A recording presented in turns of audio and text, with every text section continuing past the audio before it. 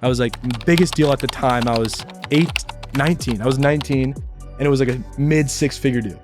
It takes a month to pull off this map. Like, here's the play, right? Doesn't matter what you were doing. It is the key. It's content creation. So you can go on TikTok. You can pick a niche. Let's say it's motorcycle rage, because it was a total waste of my time. I would sit down there with somebody. I would study what their skills were. I'd be like, this is the perfect business model for you. Do A, B, and C. I'd lay down the framework for you. They wouldn't do it.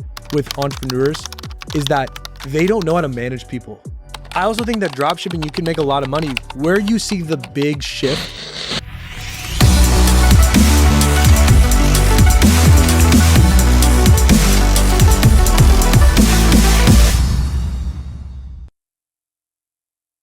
Welcome to episode 70 of New Money Talks. That was perfect. Natural. We have our boy Kyle Joyce on the podcast today.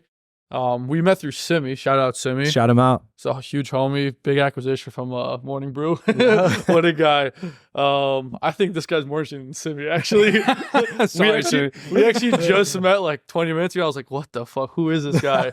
I'm going to let you kind of give us a little spiel of who you are in a sense, but kind of from what I've seen, you've been an entrepreneur since you were like 12 or something like that. Young, dude. Super young, from Seattle. Huge like tech background, but also has like kind of figured out ecom and tech at the same time, kind of mixed both worlds and kind of found a good mix of everything.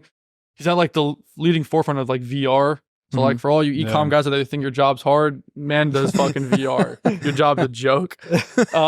Anyways, I want you to just tell like who you are, what you do, like what company you founded, and like kind of what you do right now, and then we'll kind of go from there. Yeah, no, so I started my first business at 14, basically making shirts for private schools in the US. Okay. And I went to my school first and I was like, hey, look, your guys' designs look like shit.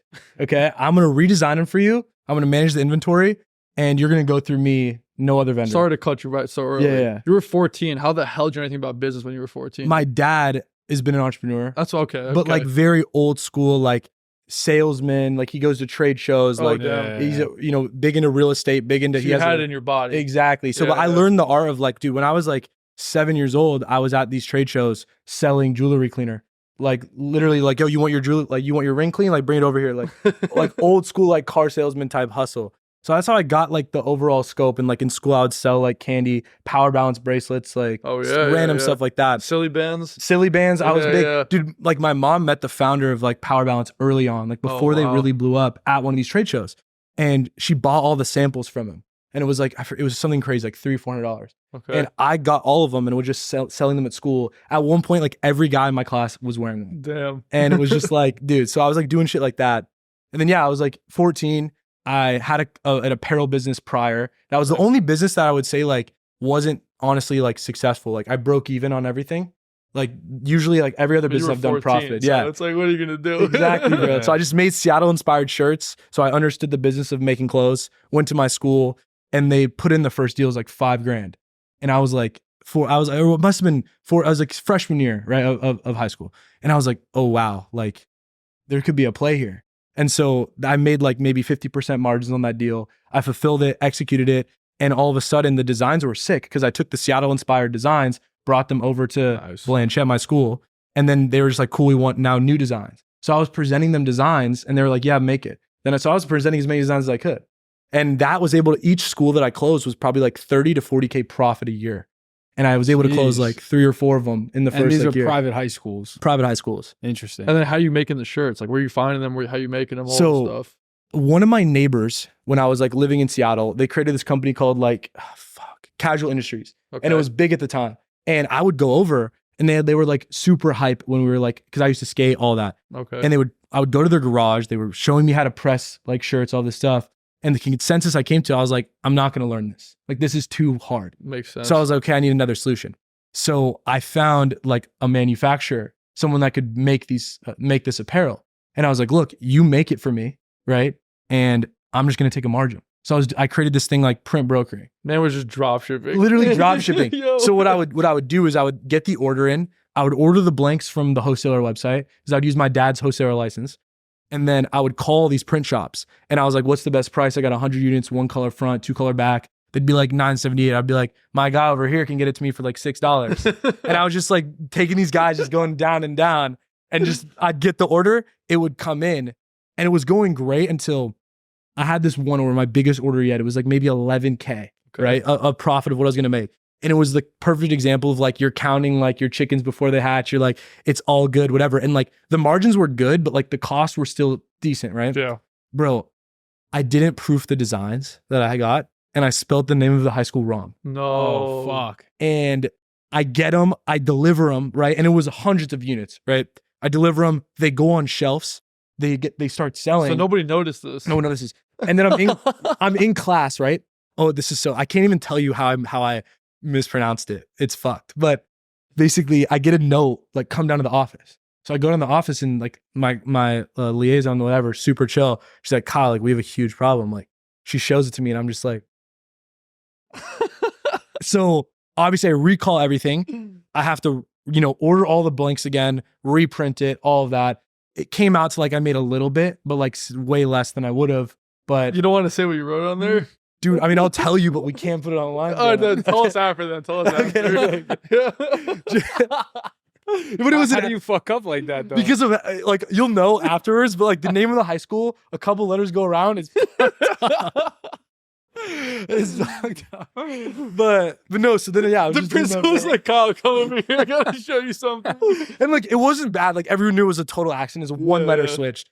And like in the design, it wasn't that big, but yeah, it was bad. Damn. It was bad. bro. Oh man. It's how old are you at this point? That was like that order was sophomore year, early sophomore year. Got you. And yeah, it was And you insane. just kept running that business though. kept running that business. Like that business, like I still run this business to today. Oh really? Yeah, in a different way. Yeah, yeah. Wow. I actually, like, one of my good friends in Seattle, we went together, we bought this machine, like a DDG. He has an office in Seattle. I'm a founder of that. Oh, shoot. He runs all the day-to-day. I just helped start the So machine, he and I prints bring the orders. stuff now too. Prints all the stuff now in-house. The first time I've ever done it in-house. Damn. But outside of that, like, so how it worked was I was doing that, and I had a little bit of money. So then I learned software. I learned like how to talk to teams in India. I was connecting with everyone in Seattle that was a This is developer. when you were in high school. This is when I was in high school. So you learned how to like code on your own. Yeah. So like, with the private school I was at, I had all these electives.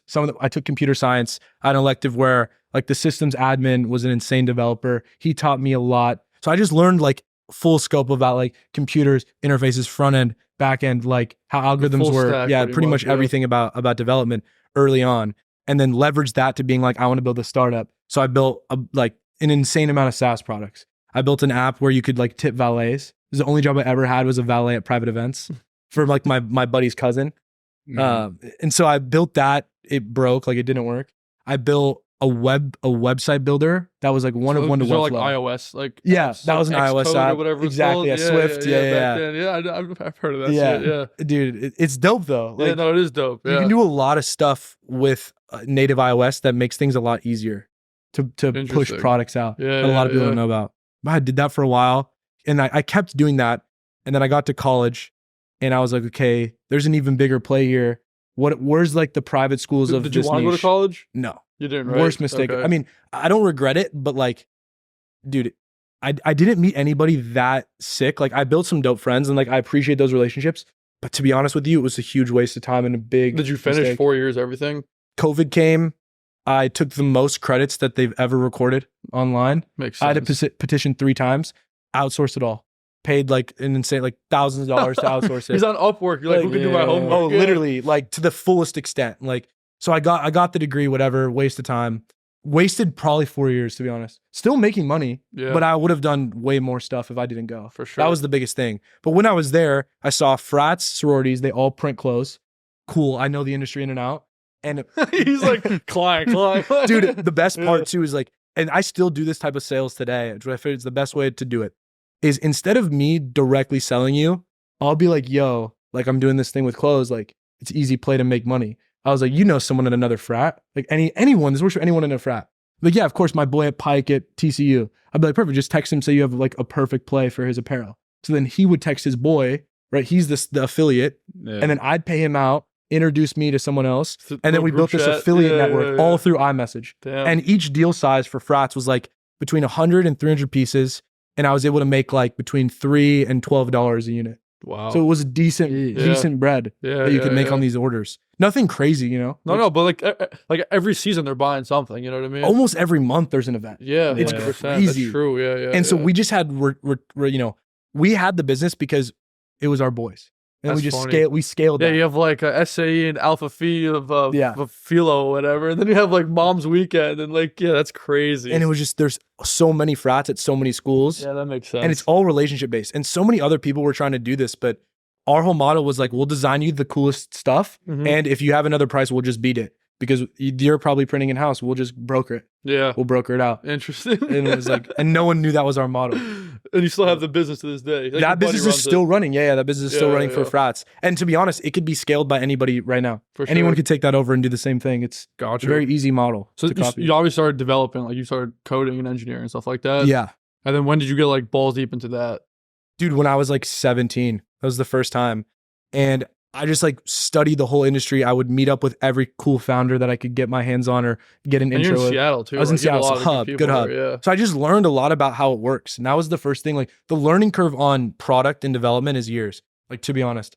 And so when I was in college, I just devoted all my time to building software, build, fail, get a couple users. So what are like some examples of stuff you built? So the cool, I guess more of the notable ones that I scaled were at least up to like some sort of MRR. I built a website builder, very similar to Webflow. Super easy. You could just change text, images, mess stuff around.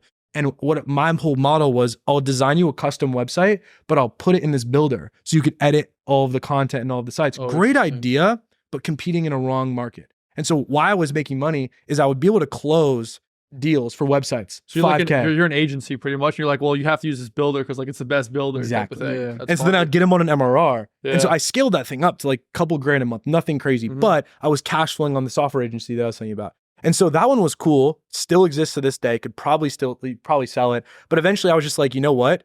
I'm never going to scale this to product market fit. I need to cancel it. Another one that I built was called Easy Rent. And it was the concept of like, we're all living in a house, but we have to pay one landlord. Imagine a platform where I could Venmo any type of payment, pay the platform, and the platform pays out one person. So you could split rent, utilities, expenses. You need that on- too. on- yeah, you on can one use it. platform. That's pretty sick. It was an insane idea. It had product market fit, but it had no business model because through testing user validation, which is part of the interview process, it's interviewing you like, hey, Steve Blank. yeah, exactly. Yeah. It's like, and this is where I learned this from, to Lean be honest. startup, all yeah, that stuff, yeah. exactly. And I implemented that. And then I created my own version of this where the old concept was interview for 3 months without building anything, then build something. Mm-hmm. I was like, this doesn't make sense to me. Let's interview while we're designing first, because I had the belief that user experience and UI is more fundamental in this era of like 2018, 2019 Yeah. than development is. Like customer interviews, all Exactly. that type of stuff. But I That's was like, funny. let's design the interfaces. Let's start building the product and adapt the product, because you can change things with the design overnight. You can't implement that on the development. So my concept was like this Product Sierra system that I would do for startups is I would say, look, you have an idea. I'll take you through this entire journey, but at the end of it, you're going to get a working MVP because we've validated every features, we've designed it, we've done the logos, we've done the branding, Damn. and you can actually put this in the market and see if it works. So we built like a Tinder for clothes where you swipe left and right. If you like it, you buy it, and it's an affiliate play for like ecom. And then this Easy Rent app, and then like we were doing software agency work as well. And I had one deal. I was like biggest deal at the time. I was 19. I was 19. And it was like a mid 6-figure deal. So you're doing no work in college this whole time. No. So you're just doing this. All shit. this. The best part is like, this is a crazy story because this is the first big 6-figure deal that I closed. And I get a call one day from a network. He's like, hey, I want to connect you with this guy. Mhm. He wants to build the software. He has a deal with the Vietnamese government for pre-book visa applications. And I was like, God perfect. damn. We'll build this You're like software. perfect. Yeah, no He's problem. like, yeah, have you built like anything of this scale? I was like, yeah, of course, data protection, all that. Yeah, I'm an got you." SDSU right now, data protection. So I go have coffee with this guy and he's like, tell me about your background. I tell him everything I built, show him examples. I have a great portfolio of work at this point, right? We can do the work. We know that. He's like, cool. How big is your team? I go, 30 people. The team was 3 people, right? He goes, yeah, perfect. I was like, yeah, we have an office in San Diego. No office in San Diego. Oh, man. Can we He come goes, visit? Exactly. He goes, can we come visit? I go, you know, this is a Friday. I was like, yeah, how about you come mid next week, Wednesday? So on Monday, I go with my buddy Reed, who's a partner on this business. We start calling up WeWork, Spaces. We go all these interviews. I go in Spaces. I was like, look, we're a new company. You know, I have 15 people that are working with us. We need a decently sized space, but we're looking for something long-term, like 12 to 24 months. Like we need you to get the best deal possible. They're like, okay, cool. Those are our best prices. Like we can get you this, 15-person office for $2,500 a month at that price point. I was like, perfect. And like it goes through the whole process. I'm about to sign the contract. By the way, like if you happen to have like a break clause, what would that look like if we don't like the space? They're like, oh, you know, we don't really say this, but like 30 days, if you're not satisfied, like there's a refund. I was like, perfect. Like, just it's good to know. So I give him exactly. I give him my card. I put it down. Then we go to all of our buddies, like dorms and frats and all these houses. Stand here with a laptop, and we grab like posters, all this stuff. They had furniture, so we staffed it all. We grabbed the monitors, and we get a couple girls from some sororities, a couple guys from frats, and we're like, look, I'll pay you guys to all be here on Wednesday. Best part is there's an open tap upstairs. You guys can drink beer, do your work, whatever. So these guys meet us on Wednesday, right? And we staff this whole office. We have like 10 people working at these setups. And they walk in and they're like, wow, this is a great company. We're like, yeah, these guys have been with us for a while. Do some introductions. We're like, look, this is what you should say that you do. It's so crazy. We take them up to the conference room that we rent out, take them through this whole presentation that I put together. And they're like, you know what? Like, this sounds great. It's going to be a multi-phase deal. So it's like several $100K for this deal. But these are the different milestones that you have to hit. The first milestone was like $100K. And we're like, perfect. So then we get the project, we sign it, wires me half, and I'm like, let's build the software, right? And then that was when I got into building teams out in India, building teams out in It was just you UK. and your buddy. It was me and my buddy. Damn. Yeah. And so then I would find really good developers overseas. I'd vet them. And now, like, one of the big reasons why I help people do this now is I'm extremely good at hiring out, like, developers in general, because I know how to vet them and I know how to get good prices too, which very few people can do. So I was building these teams out. At one point I had like an office in India that I was paying rent at, right? With like 15 people working full time. So we were like making a lot of money with this agency, but also spending a lot. I had a full blown agency that I was running. Yeah. But then I sat down with this mentor and he was like, why are you running an agency? I was like, what do you mean? He's like, so what happens in an agency model? Well, you need new projects every month. Okay, so what also happens in the agency model? You need to spend money every month because you have a burn rate. How do you scale that? And I sat there and I was like, how do you scale that? Money in, money out. Yeah, exactly. You have to continually get new deals. And in order to scale, you need to increase your head count or you need to optimize your processes. At some point, those will max out to like 90-95% efficiency. And then at that point, it's the max you're able to make. You can make $1 million in an agency, but why do all that work when there's other avenues of how you can make money? So that was like when I had the and you're building software, which is the most automated thing in the world. Oh my God. Like, and it's the hardest thing to deliver as an agency because one of the big things that I help people with today is they have this idea for a software and I take them from this high level of fairy tale land idea to what you're actually going to get. And what I learned the hard way possible is the expectation versus reality. They were expecting this, but what they got was a good product, but the expectations were misaligned because they don't understand how products work. Yeah. And that's... Well, they want it to look like Shopify, but it's like Shopify has spent billions and years to get to that point. So how the fuck am I supposed to get there? Yeah. Exactly. You know what I mean? No, it's interesting. That's nuts. And then you're like 20 years old doing that. Yeah. And then that's what got me into... I was like, okay, look, I built this system for how you could rapidly iterate a software product super fast. I know no one else is doing this. Yeah. I was telling it to all these different people. I told Steve Blank about this. I told all these people, like, look, this is my new model. Like, I think this is better than Lean Startup. This is Lean Startup V2. So I would go to startups that raised money. And I was like, this is why I can redesign your entire user experience. Here's why that's more important for you than anything you're going to do on the development side. I want equity. And I'll do it for you when I want equity. So I'd go to these startups and I'd close deals. So one was Entra, which is a pretty big product now. That it's like a entrepreneurship platform for entrepreneurs. How do you spell that? Entra, like ENTRE. Oh, I've seen that. Yeah. So they're for Entra. I've done that for countless other smaller brands, some of which are big. And I'd come in and I'd execute on the design side really well, really fast, scale them out a team of designers, and then help them scale out engineers. And this whole time, are you doing work or like you have your team outsourced doing work in a sense? You're more managing in a sense. I was doing the design work. Oh, you were? True UX too, like validating with customers. Like I wanted to learn that and I wanted to be an expert at that because I learned early on that I want to learn the ins and outs of programming. And when you learn the fundamentals of programming, it takes years to pull this off. Just like being able to do the basics. After that, are you a really talented developer? Does this come naturally to you or not? Gotcha. I can understand how this stuff works and that's really all I need. Mm-hmm. Can I do it? Yes. Should I be doing it? No. So that's why I was like, okay, I need to do the same thing on the design side, get really good at this, to then I can oversee it. So then I can oversee the full cycle of a product. Yeah. Right. And that was like mainly what I was doing. Damn. That's crazy. Jesus, bro. What the fuck? You've traveled a lot. Yeah. I want to pivot the conversation a little bit from a little bit less business to just talking about you and like what Oh you've yeah, done. because you're from Seattle, you're in New York, so every 3 months you're traveling somewhere else. Always, too. dude. Yeah. Yeah, you've been South Africa, you been to India? I Dubai. haven't been in India. Yeah. But you had an office You there. have That's to go. interesting. Yeah, I've been meaning to go, dude. And a lot of my friends too, like have family there. Like we've been meaning to go, but we haven't Yeah. set up a trip yet. 100%. What's been your favorite place? Cape Town. I South think Cape Africa? Town was like one, and I traveled a lot with my family as well when I was younger. I got super lucky, experienced a lot of cultures. I think that's also what shaped me to understand like businesses a lot more, understand like people. Cape Town was just, it's very similar to Malibu if you guys have ever been. Okay. It's almost identical in experience to Malibu with like very Western tendencies. It's not like Europe. And that's what I think people don't understand. It's so much more similar to the US than it is to Europe. So you feel like you're in a Western area, but the cost of living is a fifth of the price. It's pretty cheap over there, right? It's insane. Yeah. The house that we had, actually, I don't know if I can say the exact price, just for other reasons, because that house is online. Yeah, It's really big online. yeah. But okay, that was super cheap. Okay, each of us like splitting it, super cheap. 100%. Yeah. Like less than what you guys pay here per Yeah. person. Wow. Yeah, That's nuts. yeah, but each. Yeah, But yeah, for sure. Yeah. And like a big ass house. we went to this dinner, right? It was like six of us, 6 guys, 10 chicks, one of the nicest restaurants. It was one of those things where you ordered so much food that they'd bring out a plate of sushi, and then people would eat a couple pieces, it'd get taken away. Another plate would come out. Not a single piece would get taken. Everyone had like 5 or 6 drinks. I go up to pay the bill, right? And how it works, you know how it is with friends, like who's gonna pay the bill? Yeah. Credit card Credit card whatever. roulette, Yeah. yeah. I looked out, I had to pay the bill.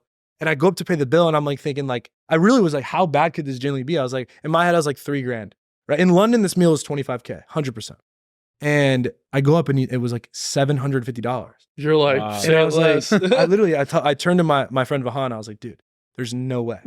I was like, there's actually they no way. missed something here. And I was like, dude, itemize it. I was like, I want to see like what this was. We get it. I rounded up like to $1,000. Like they were stoked because tipping culture is like not really that big there Yeah. either. And we're sitting there like, dude, imagine if we did this in London. Like it's actually insane. London's expensive as shit too. Expensive city. New York's more expensive though. No, I disagree. Yeah? London's money. Dude, okay. I was in London this summer. And Yeah. It's expensive. In the summer, it's definitely Yeah. more expensive, but I think my difference too is like London, we're really plugged in. We know Okay. the restaurant owners. We don't have minimums at any of the big clubs we want to go to. We know everybody. So it's like, it's not that expensive for us.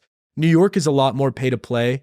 Relationships matter, but it's like Miami's the worst where it's like, Miami is the worst. you know, relationships go out the window there, dude. It doesn't matter who you know. It's whoever paying more. Literally. New York, Yeah. they do take relationships into Yeah, account. Dude, London, like, I mean, we've pulled up to Maddox, right? It's like one of the best clubs in London. And they've kicked people out of a table for us to go and have no minimum spend because of the relationships that we have with For people sure. there. Yeah. And that's like how personally, that's why it's my favorite city in the world, Definitely. like by far. But Jeez. I want to pivot back to the coding shit. No, yeah. I went to Berkeley, so I'm like, yeah, I honestly, I envy you a little bit because my goal in life, like when I was like in high school, was like I want to go to the Bay Area, learn how to code, and build a tech company. yeah, I ended up in the ecommerce approach because like how it went, yeah, and I think my biggest flaw was that like I just couldn't concentrate on learning how to code. Like that was Yeah. like my biggest thing. Like I agree, like you don't necessarily have to code every single day if you just hire people who know how to code, but you Yeah. should know the Fundamentally. basics, fundamentals, exactly. and should still know how to code at the Yeah. same time. Like it's one thing to talk about. It's another, like for example, there's a lot of MBAs at Berkeley. The one who is in my head, he knows exactly who I'm talking about too. I started a company with an MBA. He knew not how to code at all, but he knew how to talk about it. Yeah. But the engineers knew that, and they were just like, "Well, fuck this guy," because like he has no. If I asked him to open up a computer, he wouldn't know what the fuck to do. Mhm. You know what I mean? So then my biggest thing is like, well, you went from an agency, then what'd you do after that? Because I think you exited a company too, Yeah. and now you have a VR company as well, which is like fucking next dimension in a sense. Yeah. Dude, so Yeah. I'll tell you how this kind of escalated and where maybe I didn't do this the best, but where I learned the most. Okay. Right. So I had this mentor, right? And like another thing we were talking about, and what I tell people today, it's like optimizing for cash flow is significantly more important than optimizing for equity. And what I mean by that is, Oh, you say cash flow? oh yeah, Really? optimize for cash flow. And I'll tell you why. When you're young, because people have this idea, this fairy tale idea. And I went through this like time and time again. I built more products than most people that you'll meet in this space. It's like you're praying that a liquidity event will happen, but you still have to put the time in. You have to put the effort in. And let's say everything goes right. You're gonna make 30 M's. Did you hold it for 5 years to where you get the tax benefit? Maybe, maybe not. But either way, you spent all of that time to make 10 to 30 mil. That's If you make true. 10 to 30 mil, that's a great exit. Most people walk away with a couple $100,000 Yeah, for all of yeah. that time. So I learned really quickly. I was like, okay, what are people actually selling their companies for? what problems are they solving? The biggest problems that you're going to solve are going to pay the most. The problems that are most attainable to solve and that you're going to build for, you're not going to make that much money. So I learned, let's optimize for cash flow. It's like protecting the fort.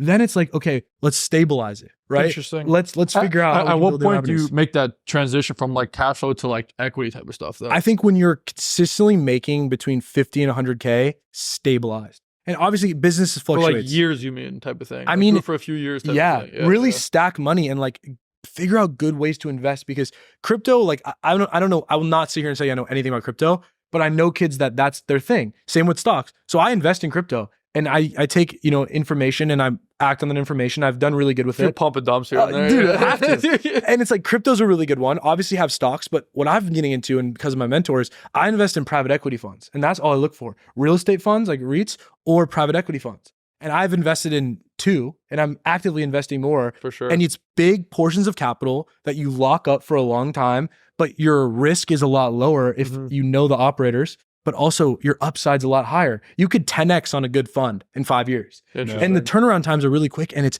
based on the numbers. It's like talking to my mentor, a fund that I invested in. And he's like, look, the companies that we're rolling up, you can go back and look at their books for the last 40 years and you can see the last 3 major economic recessions and how they performed.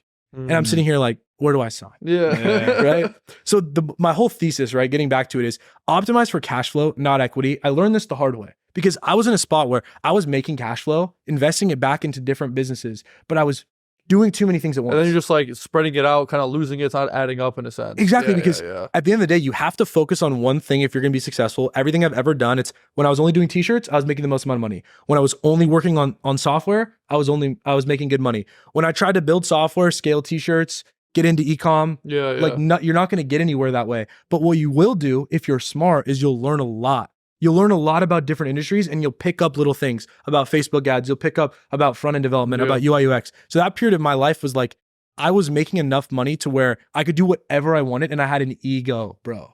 And the ego wasn't like, oh, I'm this, that, or the third. It was just like, why would I get a regular job? Like, I'm doing whatever I want. I can go wherever I want. I can spend whatever I want to a limit, right? I wasn't making crazy amounts of money. I was easily pulling in 20, 30K a month. But at the time I was like, dude, this is lit. Like I can do whatever I want. Yeah. Right. But then I looked, I was like, okay, like what's the next big play I could make?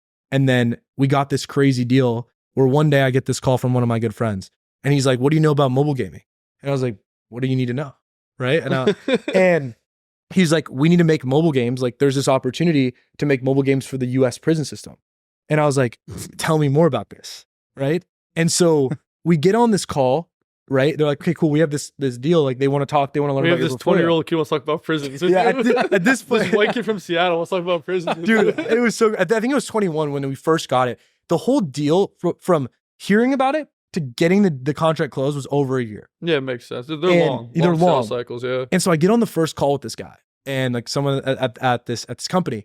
And we're talking, at this point, I've already studied the gaming industry. Like when I was really, really young, like 11, 12, 13, I built a Unity game. So because I loved gaming when I was younger. So I learned Unity. I kind of knew it was good. And then I refreshed. And again, all this stuff is very similar if you can pick it up quick just to understand the basics. To your point, like being able to talk about development is a lot easier than being a developer. And there is a fine line of like, even where today, if I'm trying to figure out a problem, I'm just researching and trying to find things that will be helpful. Like Substack and all that. It's all it is. Yeah. I'm not actively being like, oh, well, let me look at, what it is. Like you should be able to look at something and be like, for example, it's front end and you're auditing, like, okay, did they use class or functional based components? Like if you use class, it's outdated, right? So you be able to know the basics. Is it structured good? Is it not structured good? Is he commenting? Is he documenting? There's basics you need to know, but outside of that, it's different. Yeah. But so I get on a call with this guy and he's like, cool. So like, you guys sound like a great fit.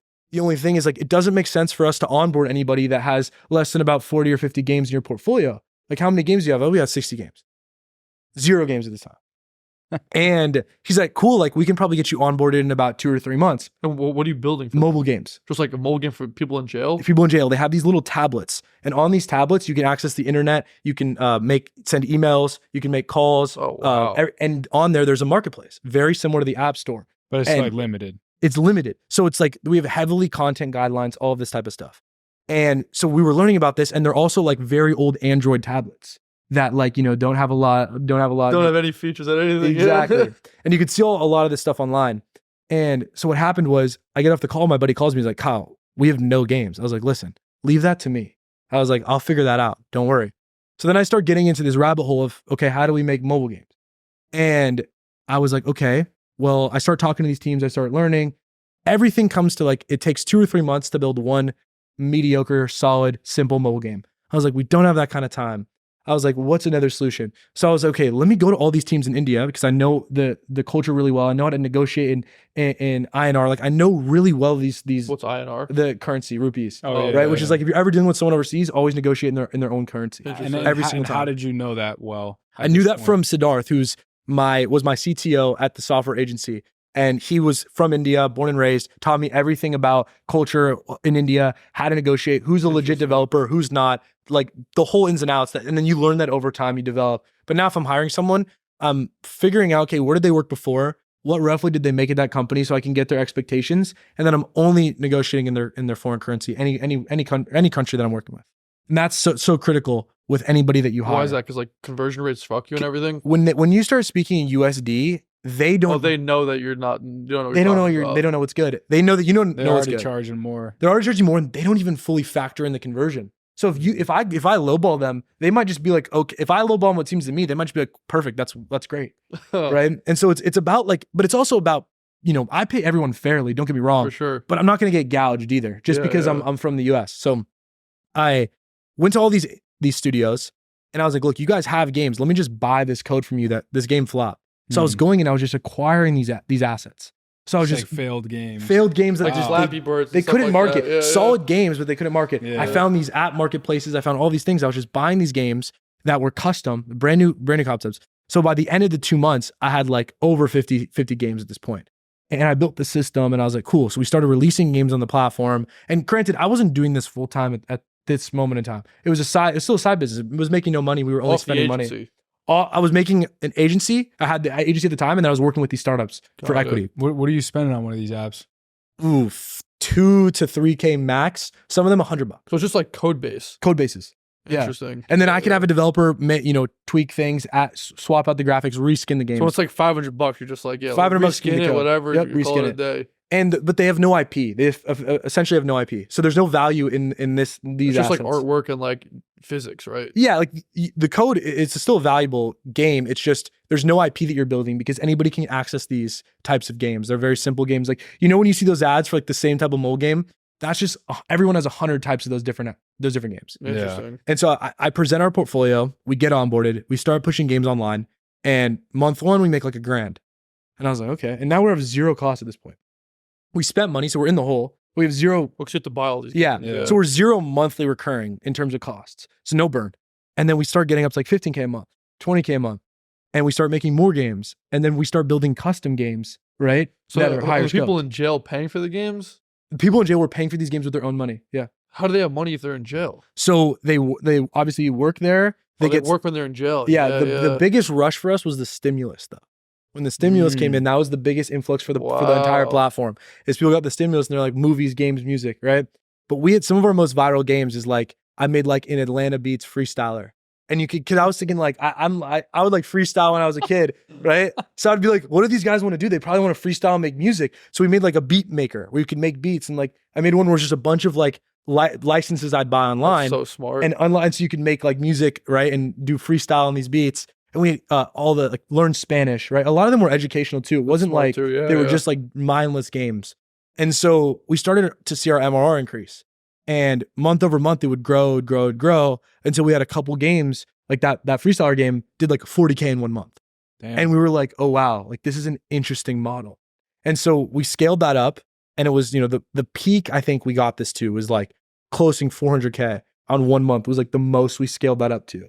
And it was insane. Obviously the platform takes a fee, right? And it's not, you still have costs, but even when we were making like 20, 30K a month of this business, our costs were so low and they were only one time because we didn't staff any developers for this business. I would just use contractors or I would use teams that I would contract out to build me games, essentially. So that was like, so then during this all was happening, the Quest 2 comes out. I put it on and I go, I need to make a game for this. Like, and the Quest 2 mean like the Meta's Quest headset. Yeah. So I was like, perfect. I took 10K.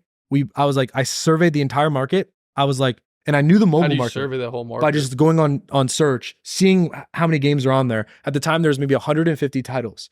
There wasn't a motocross game. as you probably know from growing up, motocross was What's a huge motocross? like BMX biking? no, like motocross, Like like the dirt bikes. dirt bikes. Sorry. Okay, yeah, I got you. Dirt bike games. So dirt bike games were huge when we were kids on mobile, right? On yeah, iOS. that makes sense. Yeah. Yeah. And so I was like, okay, cool. There's no dirt bike game on Meta.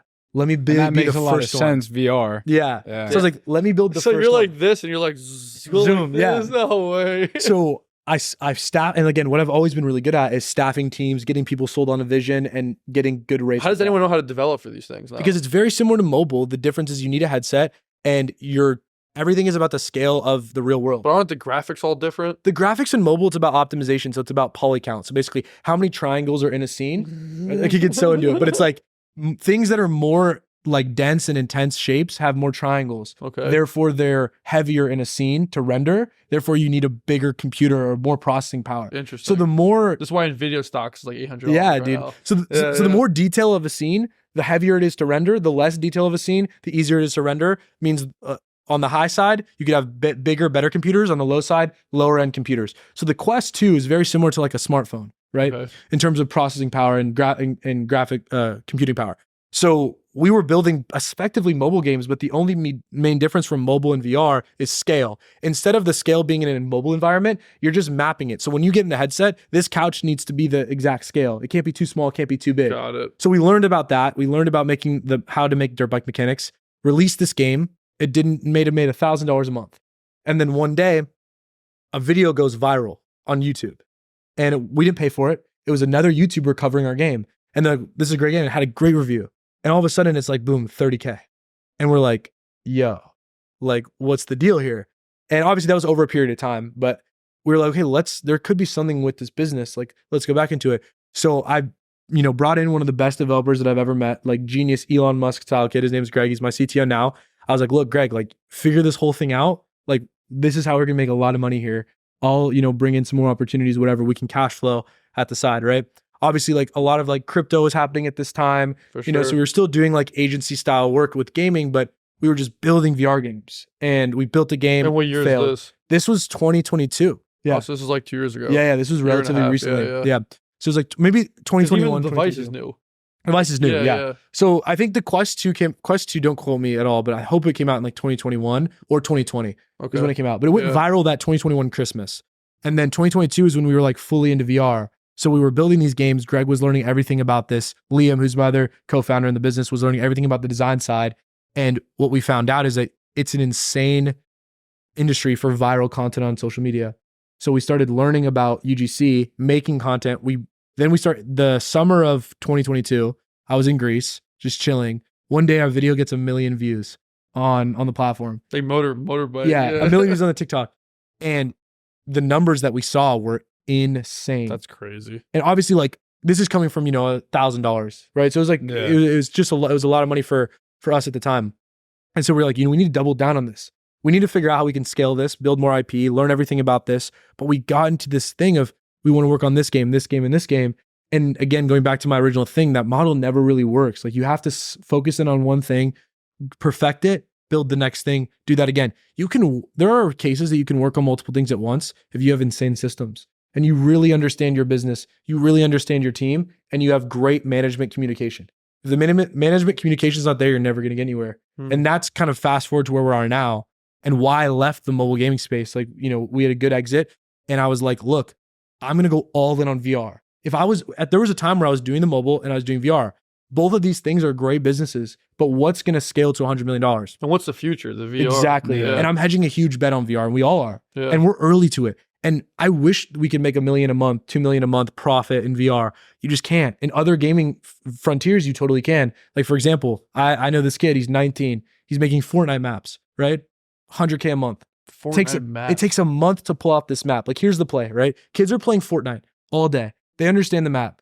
Epic drops Fortnite Creative. It's very similar, and anybody can build a map. So kids that have been really in the ecosystem of Fortnite spend an hour, make a map, they drop the map, they make TikToks, the map goes viral, and now they're cash flowing tens of thousands a month. So it's an insane niche that no one knows, and we're right at the peak of the bull run. So our company's even getting into Fortnite maps, right? Because we know about gaming, we know about the play, but no one really sees these things. And like, one thing that I pride myself on in general is I know about every business model, or I try to know about every business model that you could possibly want to know about. And with that, I've learned so much. And my ear's always to the ground, because even if I'm not going to do it, I want to know what other people are doing. It's like OnlyFans. It's like content recycling. It's now how new drop shipping has kind of been working with UGC in general. There's all like print brokering, plaques, selling plaques to people that just won awards. Like there's a million different ideas. Plaques, what's that one? This one's crazy. What the hell is crazy. that? So He just like sprinkles them in, Dude, plaques. so I met this kid one time, and he was telling me, yeah, my parents, they own a plaque business where we make plaques for people. And I was like, cool, it's interesting. So I was like, what if you go on LinkedIn, type the keyword in award, and then it pulls up everybody, and you go to posts, everyone that just won an award, you DM them, hey, congrats on your new award. We make plaques. We'd love to ship you out a plaque. Here's the link to an e-commerce thing that has your name on it, what you won, buy it. $80, $100. Wow. So I knew a kid that was doing this, and he was just like on LinkedIn all day, and he closed a couple deals. But it's like, think about that. It's so niche. But if you just spent 8 hours a day on LinkedIn doing outbound, you could probably, because who doesn't like to talk about themselves, see their award that they've saw. And not every award you're going to get a plaque for, but maybe you want an award that you really are passionate about, and you want something to be like, you know what, I worked really hard, I got that. Here's the solution. Yeah, that is true. It's like, fuck waiting for someone else to give it to me. I'm just going to buy my own. You just gave me a good idea, honestly, for a business. It's like, like, this pissed me off. When I graduated college, you get your fucking diploma, right? Like, literally, like, you spend $200K on a fucking diploma, and you get like in a manila envelope with like a stamp on it, like bullshit. And I was like, well, how do I get this fucking framed? There was one option where it was like, pay $300 to like UC Berkeley to frame this, or go on Amazon and pay $10 to put a frame, like just shitty frames. I spent $10 to put a frame on it, right? What if I just like spent like $80 and someone actually made a nice fucking frame for $80?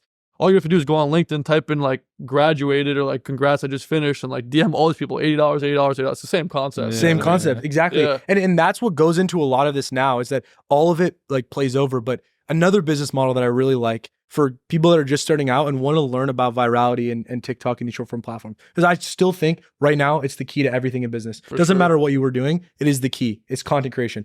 So you can go on TikTok. You can pick a niche. Let's say it's motorcycle rage. You're scrolling on that niche. You see a video that just is starting to go viral. You download it on Snaptic. You take an editor from onlinejobs.ph. You have them tweak the video. You upload that video to YouTube Shorts. And you do this every day, 3 to 4 times a day for 2 to 3 months.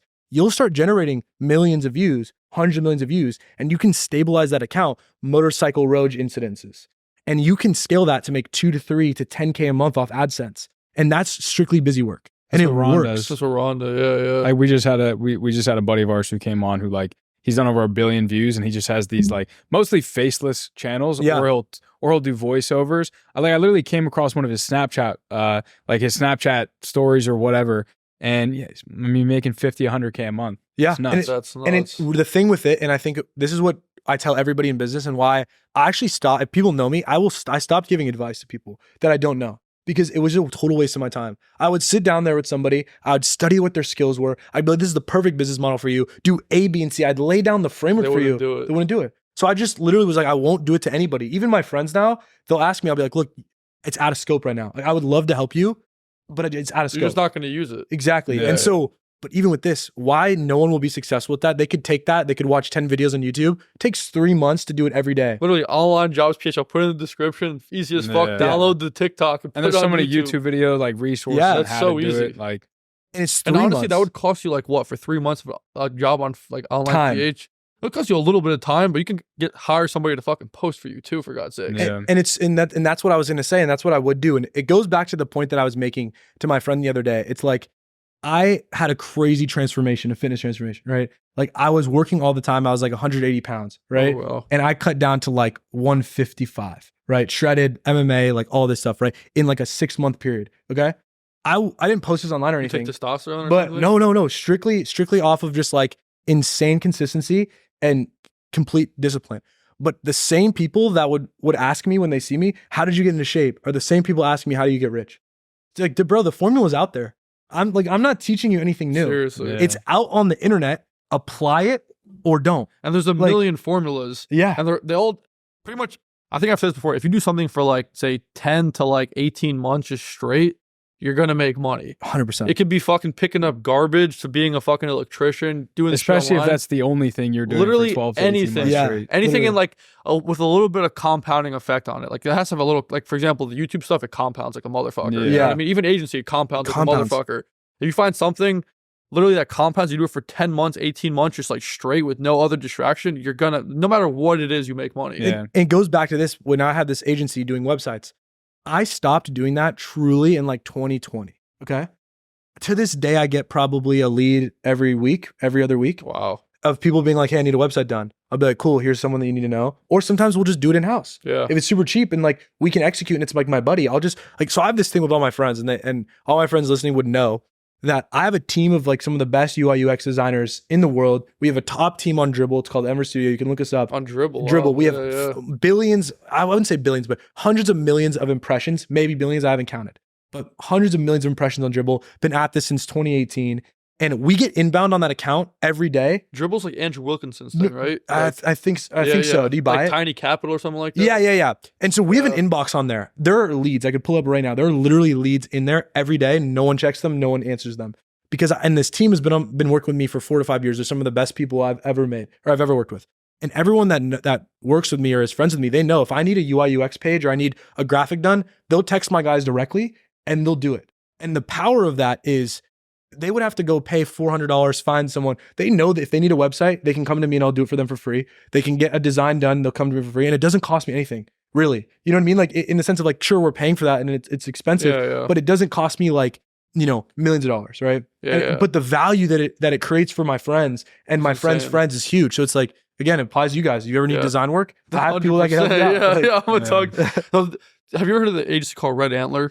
No, I don't think so. So Red Antler's like a big time New York agency. Yeah. They charge like $250K for like a website. Yeah. Like top of the line, like creative and all this type of bullshit, but like design's expensive and like web development can get stupid expensive, you Yeah. know? So if you could find people like that in foreign countries, etc., that like have the skill, it's like it's a Yeah. huge asset for anything. Dude, and I still design our sites to this day. Yeah. Actually, like the site that you see, it was my Oh, work really? with my team. Like I'm the creative director. I designed the So style. how do you make all I these? do How do you make like the VR goggles spinning it? How do you do all that? So that's what we have an insane CGI team. And we've been big into CGI because CGI is such a big part of gaming. Yeah. So we concepted that idea. And then Nithin, who's like one of the best VFX guys I've ever met, insanely talented. You're good. He made that animation off of a concept that we came up with. That's nuts. But with that website, right? And with our new website, like we've won awards on like the most prominent site, like A awards, like the biggest. Like I won an award this last year for a site that I did. I'll win one again for this new site. I didn't even enter the current site on there because I don't like it. It's not a bad site. It's just like I've been doing this for so long. It's passionate. So what's on the site though? Like you're just talking about like all the games you guys own. And Yeah, it's everything? just like it shows our games. This new site is like all about our games, all about our media channel. We have the biggest media brand in VR. So in terms of total views per month, we're generating millions of views. We have hundreds of thousands, if not millions of followers. We signed the biggest creators in VR. We have the biggest media brands, the Face Clan of VR. And in the future, my play is, Activision x Face Clan. That's the company we're building. It's not just, hey, we're going to build the biggest studio. And what's interesting about our business now is we are a prominent studio that's still independent or indie. It's coming up. But we have the best distribution. AAA studios come to us for distribution. So when we compare AAA quality games to our distribution network, we will never pay a marketing agency ever again. We'll do it all in-house. AAA is like one of the bigger agencies. AAA is like a type. It means like they have $1 million budgets. Oh, I see, okay. Yeah, it's like GTA is a AAA game. Far Cry is a AAA game, or like the game Pal World that just came out. That was an independent game. $6 million budget, small team. So like right? a game like GTA, how big's the budget for GTA? Dude, I don't know if they've publicly announced it. Like if you were to guess, because like hundreds of millions of dollars, 300 or hundreds 400 of million. millions. I'll give you an example. Spider-Man 2 came out. Oh like, man, check this. This is actually really cool. So Pal World was this independent game that's gone insanely viral. It's Pokemon with guns. That game's $6 million budget. It made $400 million, okay, on launch Jeez. weekend. Pokemon with guns. Pokemon with guns. 6 million budget. $6 million budget, 6 to 400 million. 400. Got 100x his money. Now, Spider-Man 2 dropped the same time period, a little earlier this year, but it was a $315 million budget And to break even, they need to sell 5 million copies to break even. And they So probably think don't about the even do unit that, economics of that. How does it make Doesn't sense? make sense. It doesn't. Like, not everybody is gonna buy a $70 game. When you're younger, when you were like a kid, dude, to buy a $60 game, it's like, a lot. Yeah. you don't just get those every day. No, you for know, sure. you have to really pick and choose what games, and it's your birthday, it's Christmas, or like you really did something good in school. Like You're convincing begging your mom. parents. Yeah. And like you wanted that game. When you get that game, you grind it, you play it a lot. But you can't buy every game. Damn. So what are they spending $300 million on? And that's why the gaming industry is fundamentally going through a major recorrecting event, because these studios, they're operating. So who are the biggest waterfall. ones? Like Activision, Blizzard? You have Activision, Blizzard, Ubisoft, right? And then some of these other like bigger ones. Like you have like Nintendo, right? Okay. You have like Microsoft, like obviously Meta, they're building stuff in house. But Who makes like NBA 2K and these type of things? So 2K is its own studio, Okay. right? It's its own studio that's working on that. Like EA is obviously another really big one. But the problem with, like, when you look at the scale, right? The macro studios are all fine. They have the big titles like Epic, they have Fortnite. Those guys are fine. When you go a leg down, where they're still AAA studios, those are the ones where you see the major layoffs in the industry. Because what would happen is you're spending 3 to 4 years to build a game in waterfall methodology, which is you outline the game, you outline the budget, and you're like, okay, we're going to start it on year 1 and we're going to finish it on year 3. Where if I wanted to build an application for splitting rents with roommates, like I was talking about, we could come with that idea right now. I could wireframe something out. I could design it in 1 day. I could build the front end in 2 days, and I could leverage open source code to build this MVP, and I could use like a week. Pair it with Stripe. And now I'm already testing it with, say we all live together. I'm testing with us. That's a week, and I've proven the business model, and I've cash flow. So they're spending 4 years and not proving a single thing. Wow. And so with our model now, we're saying, how can we take this model that I came up with, and then that's, my design first, but also the agile lean startup, which has been the popular model. It's how you should design software, and go against the norm of waterfall development in gaming, but still get a good product. And so now we're doing smaller budgets, shorter delivery times, and we're releasing the game in early access to see, can we build a community behind this? Because gaming, what matters now moving forward, it's content and community. If you can crush those two things, you're going to be a big brand, and you're going to be a big game. Have you ever tried like partnering with like just like YouTube creators to make games, stuff like that? Like I feel like that could kill it. We're doing that exactly. Yeah, so that makes a lot of sense. So Daybreak, who's one of the coolest VR creators, we're building a game with him. It's his idea. He came up with it. He went over the GDD. He learned all about game development. Obviously, we're funding it, and we're helping him, iron the details out. He is a big TikToker, and he's been promoting and growing the game week over week, and the game will drop in the next 1 or 2 months. But he's going to push it to his audience. He has a rev share of the deal. You're just building up like a wait list or something? Building up a wait list, getting people on our Discord, pushing people to wish list, basically. Discord. Yeah. Wow. It's pretty much Modernized. like Feastables, but like game in a sense. That's Exactly. nuts. And we're going to scale this out even more. Right now, we're proving all of our concepts, and we've never raised money, and I don't believe in venture money. It's a dumb concept. That's funny because you're from Seattle too. Yeah, I think it's a dumb concept. Yeah. And I've had opportunities to raise, but I always look at it like this. It's like, especially where I'm at now, if I'm not willing to leverage my own capital, I don't believe in it enough. Yeah. That's fair. It's that simple. So, and that's part 1. Part 2 is if I don't think it's going to make money, why are we doing it? Yeah. But if I think it can make money and I have the capital, why would you take somebody else's money? exactly, Yeah, I'll just scale it. And there are points that we were almost got invested by A16Z and to get into speedrun. We were super close, 8 meetings with them. And at the end, they were like, you guys are not early enough for speedrun. You're like too late, but you're also like not at the point where we would invest because you don't have the traction that you need yet. You're like right on the brink of traction. And I sat there and I was like, damn, I don't even want to be diluted anyway. Like I thought about this after the fact. At the time, I was like, damn, that would have been cool. But then I was like, Kyle, you've never raised money. You never wanted to do that. Why do you need to do that today? You can make millions of dollars a month in business. And you're just another logo in their portfolio at that point. Exactly. They don't give a shit. And we're going to be the successful one. Yeah. So it's just like a big, hey, I told you we're going to do it. And the best part about this, they said, what are you going to accomplish by the end of speedrun? I said, we're going to launch these games. We're going to have this audience, and we're going to sign these creators. We've done it all, and speedrun just started. So it's like, who are they really betting on? It's like literally. And it goes against, like, it's a big thing with me as well. It's like, I'm driven by competition, and I'm driven by people telling me, oh, you can't do something, or competing. Even within the business, like me and Greg, we compete a lot in a positive sense. It's like, we want to continue to get better. For sure. But I love when people are like, oh, you're not going to be able to do that. It's like, watch, dude. Do these games like die out though? It's a good question. So VR's at a really, Not even typically, VR, it's like yes. games in general, you know? Games like die out. A good game, you can expect to have a 10-year life cycle on it. 10 years. 10 years. Oh, so it's pretty much like e-commerce, just like not a product, but like virtual. The difference is this, Yeah. right? Like Skate 3 is a good example. This is Tony Hawk, right? No, that's No? like EA's like best skate game ever invented. Okay. That's my inspiration for Skate X, which is a game we're making. Got it. Skate 3 was like, it's my opinion, it's the greatest game of all time, but it's subjective. But that game came out in 2010. And what is that? Like 14 years ago? And it's still probably selling copies. It definitely is. Yeah. It's selling copies to this day. So people are actively still buying that game and it's generating revenue. So if you have an ultra hit, which is what that game was, then Black Ops 1, you know what I mean? Those games are still going to generate revenue to this day. But the average game, you say about a 10-year life cycle, you'll stop supporting the game after 2 or 3 years. But this is on the old methodology of gaming where it's waterfall. It's not agile. Live services is how you make money. That's like Fortnite. Fortnite, they're constantly updating the game. Warzone, constantly updating the game. That will never die until the unit economics don't make sense anymore. So they stop making money. Interesting. Basically. But it's also like not recurring, right? This is all like one time. People are paying one time for these games. So live services is only recurring. What do you mean say live? Live services means it's like the Travis Scott event, you have to pay, the cosmetics, the skins. There's live things that are constantly happening, and your updates, events, seasons that you would want to pay for. It's like an upgrade. You have to pay for this upgrade. And usually whatever, it's a free, so it's a free game with in-app purchases or live services, right?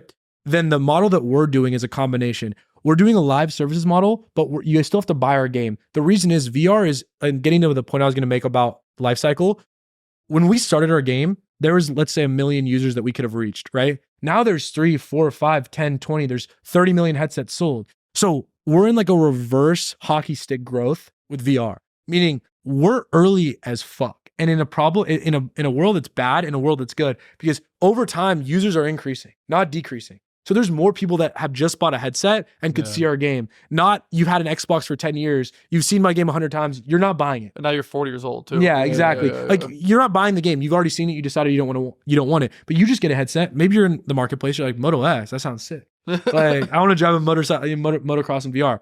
So that's what's different about VR. But again, I'm hedging a major bet that ultimately could or could not pay off, right? We're either building $1 billion company or we're going to make a really great cash flow business, and it's up to us. So no matter what, it's positive. It's always been positive. Yeah. I mean, that's what I think with everything I've ever done, and what I tell people today, if I was ever going to start something with someone, it's let's talk about it a lot for like a week. Let's really unpack it in full. Then let's break this down to what is the first KPI that generates us a revenue. So say it was like an agency. It's okay, we want to do an agency in gaming. It's okay, we need to close this client at this price point, low offer. We're going to spend 72 hours to close that deal, bring cash flow into the business. Now we can talk about it and see if it's worth scaling. But and that's my whole model with any business. Like I won't work on something if we're not immediately cash flowing, because otherwise we're just messing around, right? Yeah, we're wasting time. And I think a lot of people we're planning. Yeah, we're planning. And a lot of people do that. And it's good to plan and it's good to talk, and it's where you get inspired. But at a certain point, you don't want to get too inspired and the work doesn't get done. It's that's like, fair, yeah. let's go to the big vision, but let's go to, day one. How are we cash flowing in this business? Yeah. You have to think like that. Otherwise, you're not building a business. You're just building a little fun passion project. Yeah. Like it's wild. What do you got? I wanted to ask about building and managing teams, because I think we have a lot of listeners and followers that like they might have a 3-person team, they might have a 30-person team, or they're somewhere in the middle. And I mean, it's something I go through in business as well, is like finding that right time to hire someone, or to say like, you know what, I have to step up and just like do this shit myself until it's done right. What's that process look like for you in these companies? It's a really good question. I think it's also like one of our strengths as well is system design. It's something that I learned through trial and error. And there's 2 big things that I've learned. So if I want to hire someone, why am I hiring them? What are they going to do? And how can they scale without me? You need to answer those 3 questions first. Now, when it comes to designing the role, first, you need to set up the system in its basic form, and then you need to run that system in its basic form to prove that the system you're putting yourself. This person, to prove that what you need this role to do is actually a system that makes sense. So they're coming in day one. Then you need to outline what's gonna make or break the system. What's like the deal breaker for the system, and what's like the perfect world, ideal dream world scenario for the system. Tell that to the candidate. And it's their job to implement. And so I think with systems, there's things that help. And with managing people, there's things that help. But our whole model is extreme ownership. You're in charge of this. We're going to give you that ownership to execute because you're the right person to do the job. It's your job to check in daily with me. So we have a daily check-in system with every business I've ever run. And it's you finish your day You say, what did you do yesterday? What did you get done today? What are you doing tomorrow? It's those 3 questions. You ask everyone on your team that. It's always in a Slack. That's so if fun. I can, have the same exact thing. So, I pull up yeah. post-op Yeah, we do every that day. like, Exactly. even for the pod, we do that weekly. Yeah. Oh, and it's a system that a lot of people do and execute. But now the key to this, and what I think matters the most, is how are you then studying that team member, looking at what they've done, measuring it versus output, and saying, how can I make their job better? How can I provide them more resources and tools? And then it's constantly saying, okay, here's what they got done. Here's what I would want them to do. Let's provide them this. Will it change the output? Let's provide this. So it's constantly analyzing the data as well. Yeah. What are people working on? And I think a lot of the times with entrepreneurs is that they don't know how to manage people. And managing people comes down to one thing: get them bought in. It's like a basketball team. Are you bought into what you're doing? Do you actually want to work for this person? Is he a dick? Is he actually a nice guy? Do you feel valued? Do you feel like you're the person to work on this? That's step 1. Then do you think what they're doing is cool? Like, are you ultimately sold on the big FU vision that I've sold you on? We're going to be the biggest VR company, building the coolest, most immersive experiences, making the coolest action sports game, working with the biggest creators. Like, are you sold on what we're doing? Right? And if you are, check. Are you sold on me as a leader? Mm-hmm. Check. And then the third thing is, do you feel like you possess everything to do your job? In times in the past when I've let people go or people have left, I've asked them why. And it's like, either I didn't feel valued in the business, or I didn't think I had the tools to do my job, or I just personally didn't think the fit was there. And I think every single one of those things you could fix, right? And I still think to this day, hiring is the hardest thing in any business. I still struggle with it. I'm good at it, but I know it's hard. I will never pay a recruiter to hire either. And I don't think any business owner should hire a recruiter, and I'll tell you why. If I want the world's best developer, why is a third party trying to sign him? That's fair. I'm in your text messages. I'm calling you as a founder of the company saying, hey, John, you're the coolest guy I've ever met. You have the skills. Let me tell you what we're doing. Yeah. Come on this with us. Can we actually do something? How much do you need cash flow wise? Okay, look, we can't afford that, but we can afford this. And here's how I'll scale you up. And this gets into my third point with it is always scale up salary and set really clear roadmaps for how people can make more money, but also be transparent. Like, if I can't pay you $5,000 a month right now, but I would want to establish that, hey, look, I can't afford that. Here's why.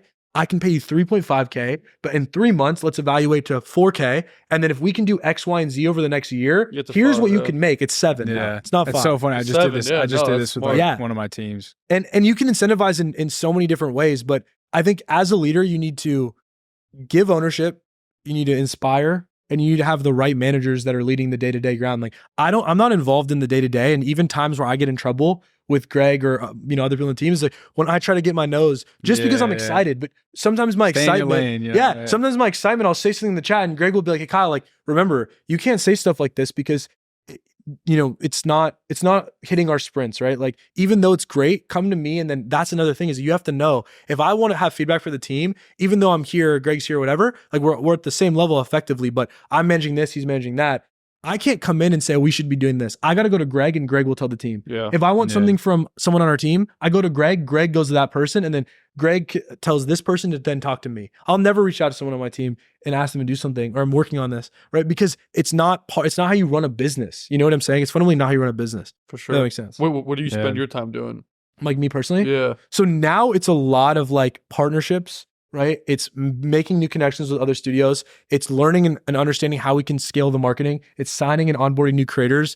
And with marketing, it's hiring or it's signing new deals on the marketing side, and then fundamentally executing on these marketing projects. So that's what I've been mainly working on, but it's really just building our network, doing all of the branding for these games is kind of the main roles. But it always comes back to everything I do has to produce revenue. Yeah. And if it's not, then what am I doing? Yeah, 100%. Right? And that's the biggest thing. Have you ever, so I know you mentioned that you need to have a system or a process for someone to come into. And if they execute that well, you know that it's like genuinely a good hire. Have you ever hired someone to create that system? Yes, but it's never been somebody that I've hired to come work with my company. If I want to create a system and I don't know how to do it, for example, like a simple one is like mass production of UGC or like mass posting on platforms. Yeah. I didn't know how to do this the right way. So I found the best expert and I said, here's $1,000 for an hour. Run me through how you're doing it. Show me your Notion, show me your systems. Let me download everything and then help me build a simple version of this that I can then take, because that model works, right? Of hiring someone to then build the system, but in my opinion, if you're a really good operator and you really know what's up, you're going to be running your own business. And it's not always the case. Don't get me wrong. But the people that are like exactly who you need are running their own business. Yeah. So go to them to figure out what they're doing, and then just get a really great operator that is more of a team member, right? And get them to implement the system. Makes sense. But they're coming off of a foundation, because very, very few people can take an idea and turn that into a system, and then not only just a system, but a scalable system that you can iterate on. Because here's the thing with systems. It's not like day one, your system is 10x scalable and you could have 100 people doing this. It's the worst version of it that kind of works, and every day gets a little better. And then you have these breakthrough moments that I call them, where it's like, oh my gosh, if we just do this, it changed everything. And that will constantly happen month over month that you're running the system. So systems are not built in one day. They're built over months or years, you know? For sure. Yeah.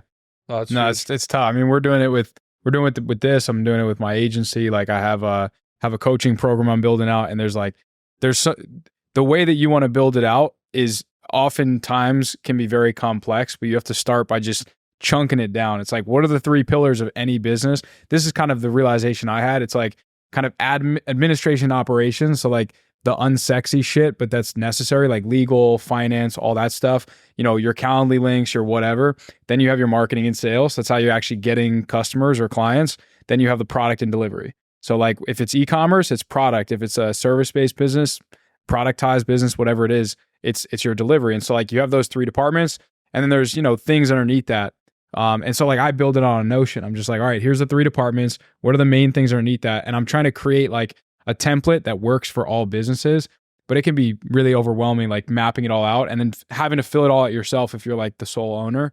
It's a lot. Dude, it is a lot. And that's the best way to approach it. But I mean, you make a good point. It's like you break everything down by the different sectors of the business, outline what systems you need, and then go to people running those businesses and say, what are you doing? Yeah. And that's has always worked for me since I was young. And that's how I learned software. That's how I learned UI UX. It's like, find someone that's good at it and pay them. Like when I was first learning UI UX, I went to Femke, goated YouTuber, look her up. She really is an expert at UI UX and experience design.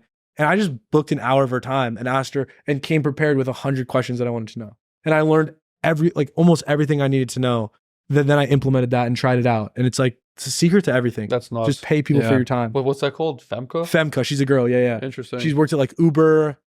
I used to know her whole story because I used to watch all her videos like when I was peak in that era. Yeah. But no, she's cool. For sure.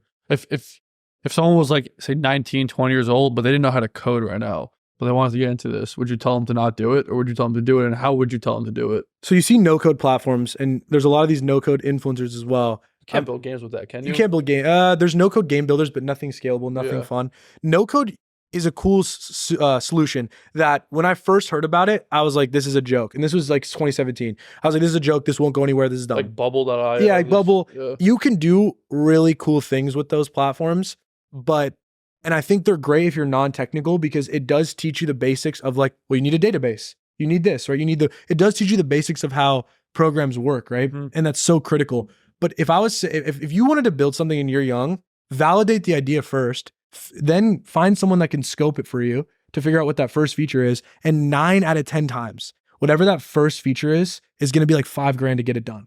So then go to Dribbble, post a job, hire a designer, work through the UI UX process, right? Understand the experience flow, learn all of this stuff. It's all on YouTube.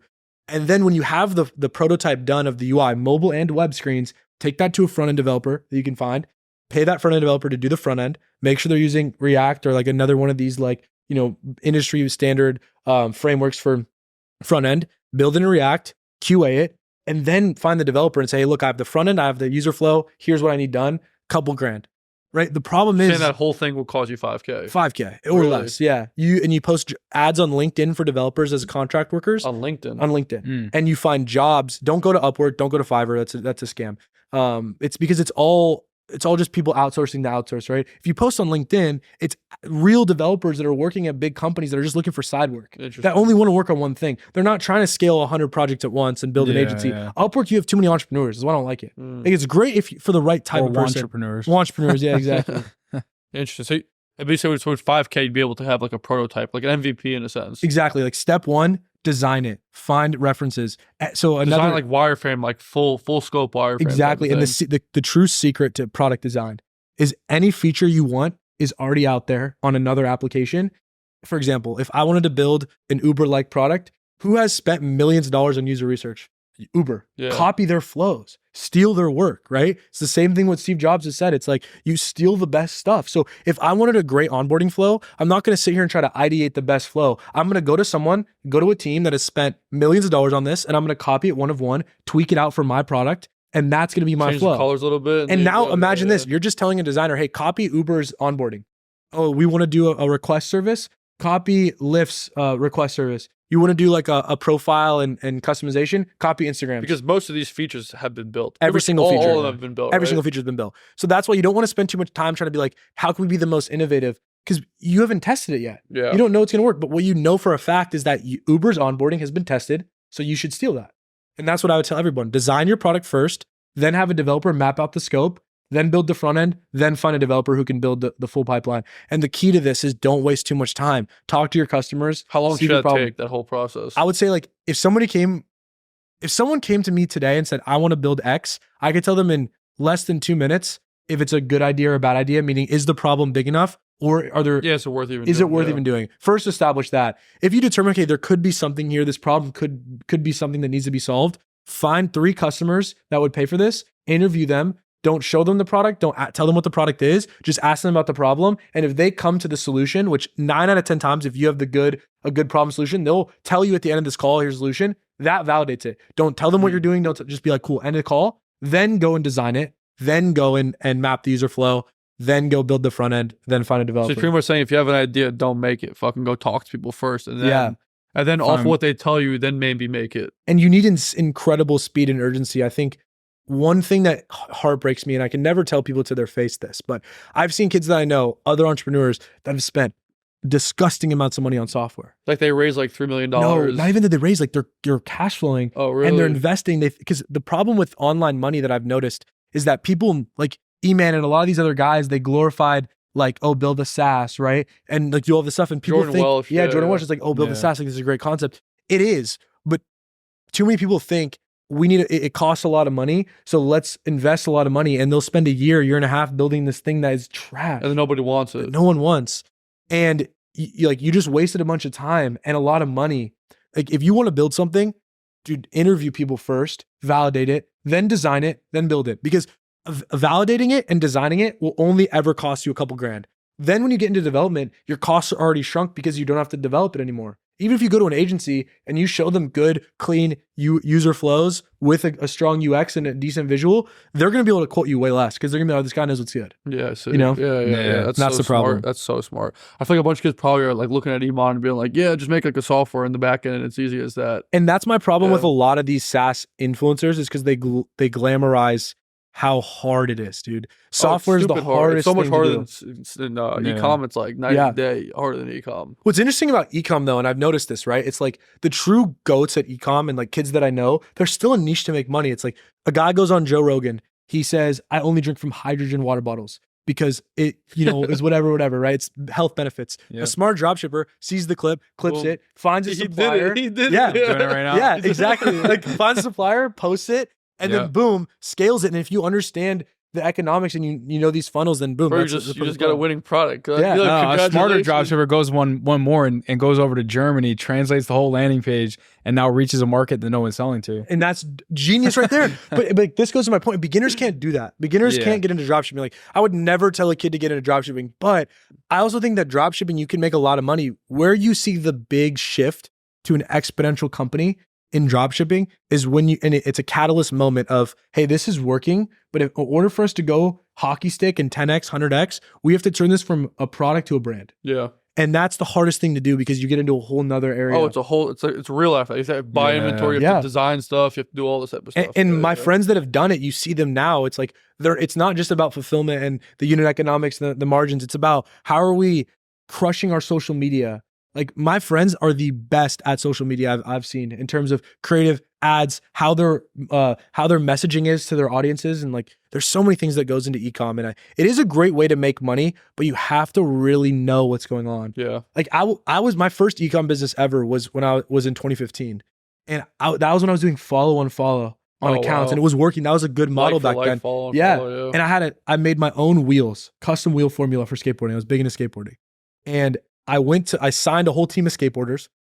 I reached out to YouTube channels. I said, let me send you product. And that was the first UGC. They had link in the bio. I was getting orders from it. I was literally cold calling skate shops. And I was like, hey, I want to, get this in there. And they're like, how old are you? I had like a high pitched voice. They're like, I was like, I'm a kid. They're like, yeah, sure, whatever. Like, I'll do this for you. So many people took chances on me. Yeah. It got to the point where I used my school email. I reached out to the CEO of Zoomies, and I was like, hey, I'm Kyle. Like, I'm from Seattle. Like, here's my business. I want to get into Zoomies. And even though in the skate industry, Zoomies is like, I hate them. You'll never support, right? But I knew it was where the people were buying. They reply, they put me in touch with the head of merchandising, and I did a sample run with my wheels. I get all the paperwork back. It's like the barcoding. It's like the minimum order quantity. It's these contracts, and it goes over my head. And I fulfill the first order. It's like 100 units in one store. And they're like, cool, we want to do 5,000 units. And I literally was like, I can't fulfill this. Like, this went too over my head. So I didn't do the deal because I didn't have the capital. My parents were too busy, which they could have helped, but like it didn't make sense. So I was like, you know what? This would have been dope, but like I'm too young. I didn't know what was going on. But even then, like I built an affiliate program in like 2015, bro. Jeez. And if I would have just got into ecom, it was the same thing. Screw the VR. The problem with me back then is that it was just passion. I was like, I didn't want to build in any business. I wanted to build like the sickest skateboarding company, which in reality, there's no market there. But if I would have done literally any other business, I would have been in an insane like spot with ecom. Yeah. So I do understand ecom, but I never ran ads. I just did unfollow and follow in DMs and creator posts, like creators posting videos to follow. Yeah. But it is crazy how ecom has evolved. Yeah, no, for sure. No, this has been a sick pod. I did not expect this at all. Literally, I was like, fuck Simi, who's this guy? He's like, he'll be fine. Don't worry about it. I'm good. Do you have anything else? I was just going to ask, like, were you a big, like, video gamer growing up? Dude, yeah, for sure. Like, skate. Oh, yeah, like, that makes sense. Yeah, CSGO. I was one of those. Were you selling like skins and everything and stuff like that? CSGO, I didn't get super into that, but my thing with video games is like I was big into like Far Cry. That's my favorite series ever. But I was always the kid where like all my friends were so good and I was never that good. I was really good at Skate 3. I'm like goated at Skate 3, but I've never been that good, but I've always played, So you're just like, fuck it, I'm gonna make a game that you guys can't beat me at. Yeah, exactly. Oh, dude, the best part is like, so are there like cheat codes in this game and shit? Like, yeah, it's more of a simulator. Can you add cheat codes into this shit? You can like adjust the gravity and like fly. Only like, you know how to do this stuff. No, we released that feature, but I got to the point now where like I'm building a 3D model. I want to put myself in the game. Like I want to do all this funny stuff and like make myself like a side character, like stuff like funny stuff. But yeah, I mean, dude, I gamed a lot. I mean, I still game, to be honest with you, but I game way more now to just like, dude, learning about like before when I was a kid, I didn't connect all the dots. Now playing games like, oh, I'm like, okay, cool. This is how they're doing the tutorial. This is how these physics work. Like these are how these combat physics work. Like here's how their level progression works. Like it's so much more interesting. But I mean, dude, in general, even when I was younger, like my attention span is like 30 minutes to an hour playing games. I've never in my life sat down and played video games for more than like an hour, even with my buddies, dude. Like we would be playing, like the longest sessions I've ever had were like Black Ops 1 Zombies. And those were like maybe an hour and a half. And then afterwards, it's like we have to chill for like a while. Whereas like my buddies used to be able to do 5-6 hours a day. I've never been able to do that. Yeah. So I do game, but like not crazy. Was there ever a point within like the business growth journey that you were like, that you were happier gaming or that you were more like excited or enthusiastic about it than let's say now? Like I feel like at any business you like hit a point where you're like, all right, I'm making good money, like I enjoy this, I'm passionate about it. Then you like push the limit and then you're like, fuck. At some point you're like, I'm making so much money, but this shit sucks. Like I hate this. Like maybe I should do something else. Dude, it's interesting. So like when I was younger, I always wanted to build a video game company. And it's fundamentally like why I got into it is I was like, what's the coolest business I could make? Video game company. It happened to work out. All these cards fell into place. But I remember being like, why are these big companies not listening to the players? And I could not figure out what the reasoning was for that. And so today it's like, I've never had more fun playing our games, but also being in the design process and studying how this actually works. Interesting. And always being like, okay, here's exactly what we can do. Here's why these games could be fun. And that's one thing I always noticed about gaming is it's like art. It's not like anything else that you'll ever see. So that's like one of the most important things to focus on. So this is a side question, but part of gaming, like, can you guys like pretty much like when someone's playing, can you track exactly how they're playing the whole game? Yeah. You can, right? See everything they're doing. So pretty much that means that you can just like you'll know like at this certain level of the game, this happens. So then we have to tweak this to make it better, have them stay on longer and all this type of shit, right? Like you do all that stuff. We do like, a lot of QA data. testing. Yeah, QA What's testing. QA mean? So we have a third-party team. They play all of our games. They give feedback on all of our games. We take that report and we see, okay, here's everything that went wrong. We need to take this and change those features. Interesting. So we do that with all of our game processes. Every Wow. single game we're doing QA. Damn. Super critical. And we have the community doing it as well. No, I feel like because like everyone plays differently, obviously. So like you can like see different actions and be like, well, if like 10,000 people did this, obviously this is important. So like adjust according to this, you know. And if no one gives a fuck about this, but we thought this was so important, then like cut this, or you know what I mean, put less emphasis on this. This is huge. It's also what a lot of gaming companies are not doing based on the waterfall thing I was telling you about. you're saying. They have beta testers playing games, but not as early as we're doing it. We're doing this like, dude, we started the skate project, which is the full circle moment for me. It's like the most ideal game I've wanted to build. Like I'm doing the whole branding, all of So that. you're doing like VR skating. VR skating. Damn. So how it works is you have like your right hand is like your leg, left hand is like the board. So you go like this to move, and then you pop and flick and land. So it's like your skateboard that doesn't have legs. Yeah, exactly. Exactly. It's gonna be sick. It's gonna be sick. And depending on like how you flick it, like that's like different tricks and shit you do. We're also doing Damn. It's like full scale tech decks. That's it. Literally Yeah. full scale the coolest thing that we're doing though, because that's cool to me. The coolest thing that we're doing is I'm in the process of trying to sign a deal with Formula One to do an official F1 game for VR. We've already built the demo. Shit. Damn. It's a sick concept. I'm trying to close F1. I'm supposed to have a conversation with them actually this week. If I can't close F1, I'm also pursuing a Formula E route as well. So one of those two, I'm trying to close a So you licensing should deal do like for. a UFC. Hit up Dana White. Do like a UFC one. It's dude, and that's what I would Probably love on to your do. list. That I That's would so love to sick. do. I feel like he'd figure that. He'd love to do. We have a something like game that. that's almost done. It's called Robo KO. It's a Real Steel boxing game. So like, have you seen Real Steel? No. So Yeah. yeah, so it's like I'm controlling like a 20-foot tall robot, and it mimics my movements. Oh yeah. There was like a Yeah. movie like that, right? yeah, Real Steel. Yeah. Yeah. Fucking, yeah, So, yeah, so fuck. A little slow. we're making a game like that that's almost done. Have you seen slap boxing?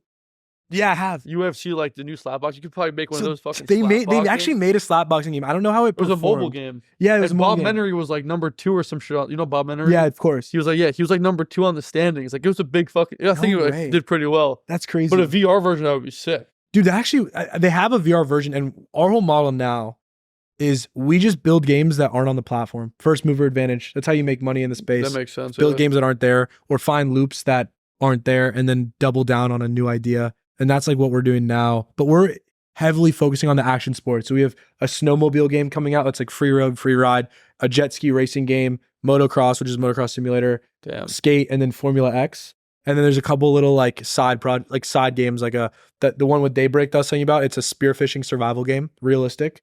And then Robo KO.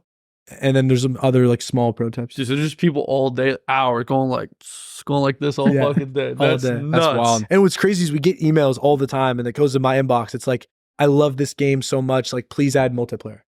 And so people love this game, and it's really exciting to see that. And you see it in the comments on TikTok. You know, we have like 25, 26. It's like go TikTok. spearfishing with your friend. Yeah. Yeah. That's like it's so sick. They got to make a VR for Catan. Dude, you might get me to buy one of these fucking meta glasses. Bro, they're so sick. To be honest with you, they're.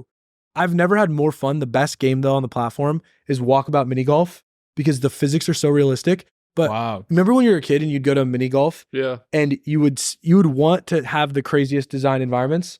Walkabout takes you like you go to space and you're like going planet to planet, or you're in like the jungle and That's you're pretty like wild. jumping this river down this like ramp, but you can play it with your boys, and it's so fun because it gets so competitive.